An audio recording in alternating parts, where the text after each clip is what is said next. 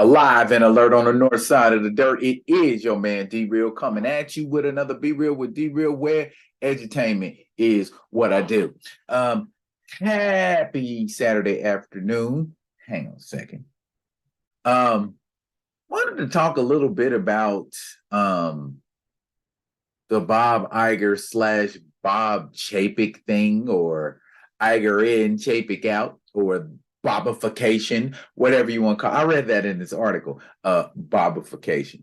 Okay. But before we get off into the Bobticulars, I need y'all to do, that was terrible. I need y'all to do what you always do for me.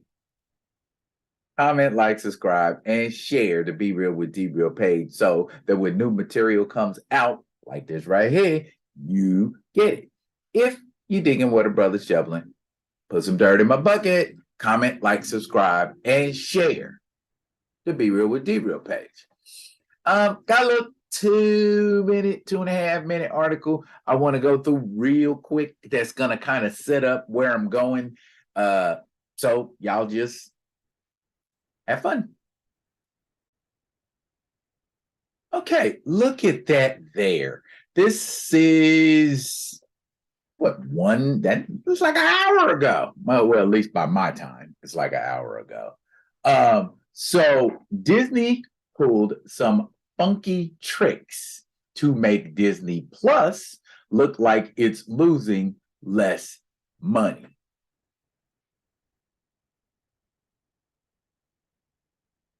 So that means Disney Plus is actually losing money? Okay, let's read on, y'all. William Hughes, Saturday, November 26, 2022, 1:39 p.m. All right, let's go.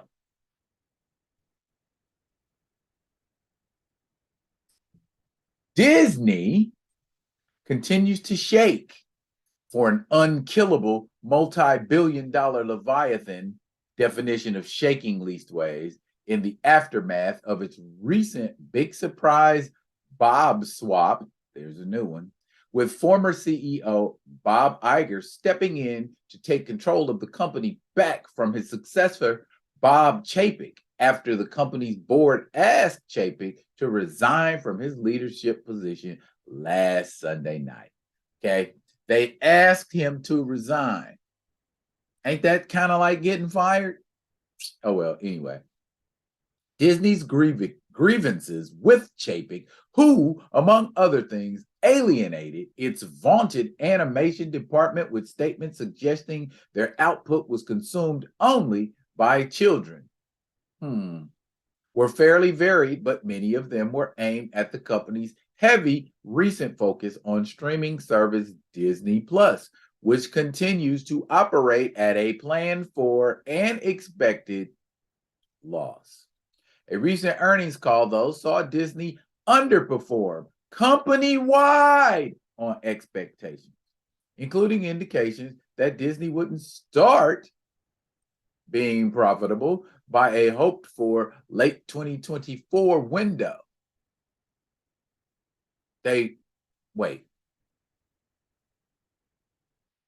won't be perceived as making a profit until 2024, or may not even make a. Let me make sure I read that right and I ain't tripping.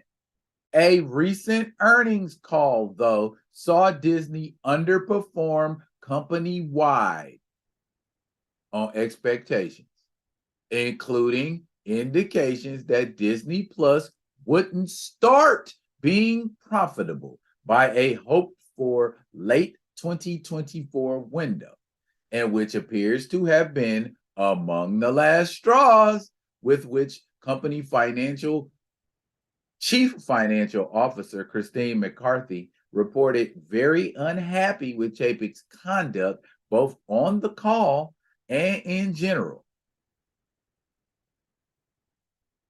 So, Chapek is shitty at doing business, and he's basically got a shitty personality, according to Christine McCarthy, not me. Let's press on. Which brings us to this interesting little tidbit courtesy of the Wall Street Journal's reporting on the rebobification efforts.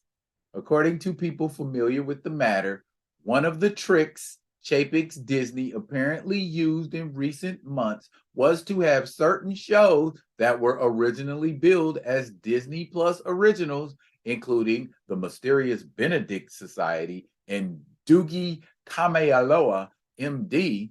I have not heard of either of those shows.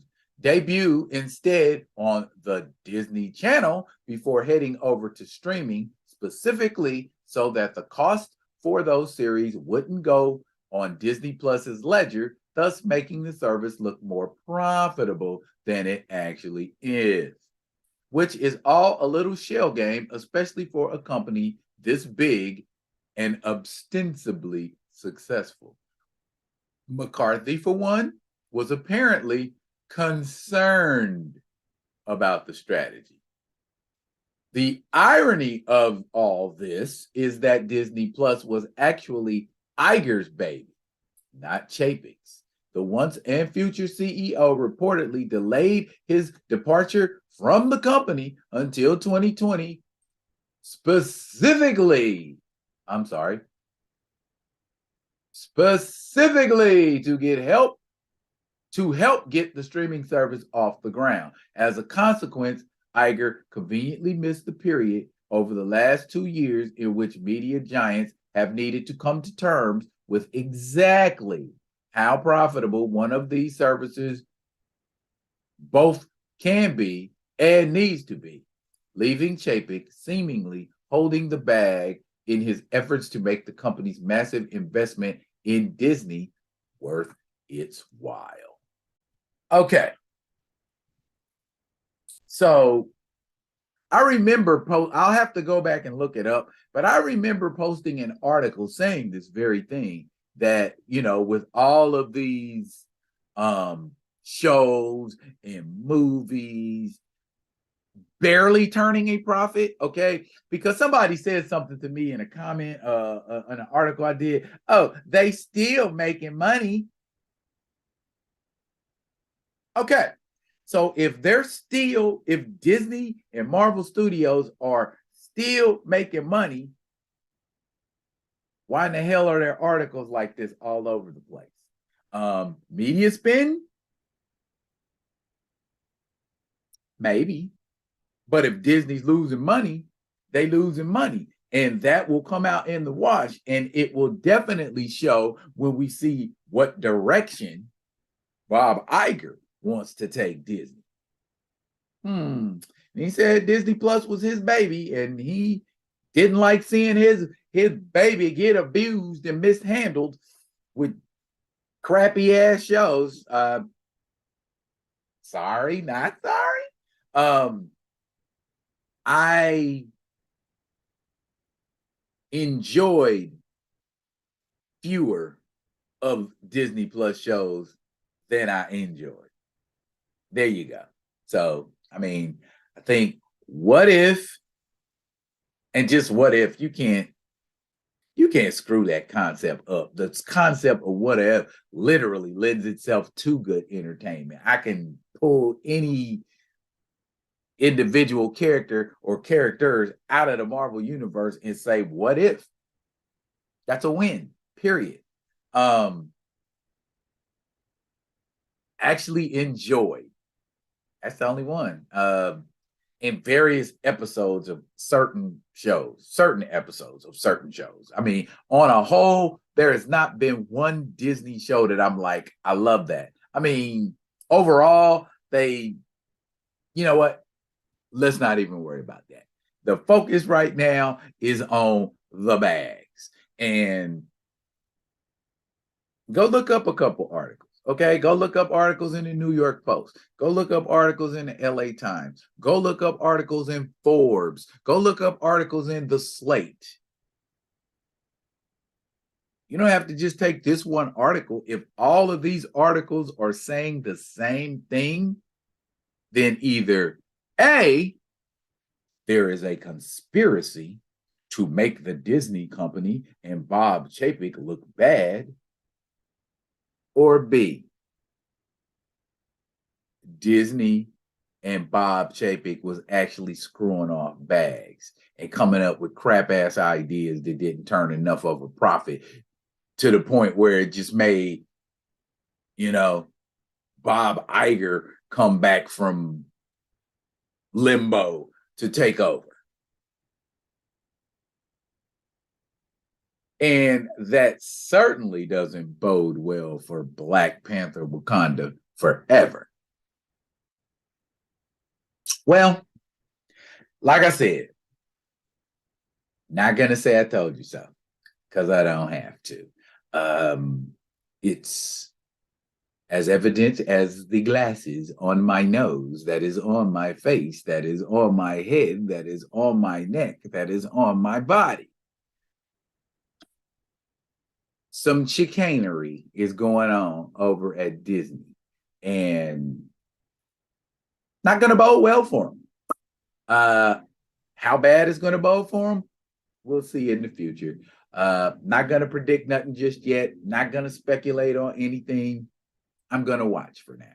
And I encourage y'all to watch too. If you love Disney, I don't know what to tell you. If you hate Disney, I still don't know what to tell you. But I will tell you this: something rotten in Denmark / Disney, and I bet you Iger's gonna get to the bottom of it, because from what I hear, Iger and Chapek got static going on. But I ain't gonna gossip what they used to say on in Living Color. But you didn't hear that from me. I'll be coming at y'all with another one of them other ones. And until I do, y'all be good. Be good to each other.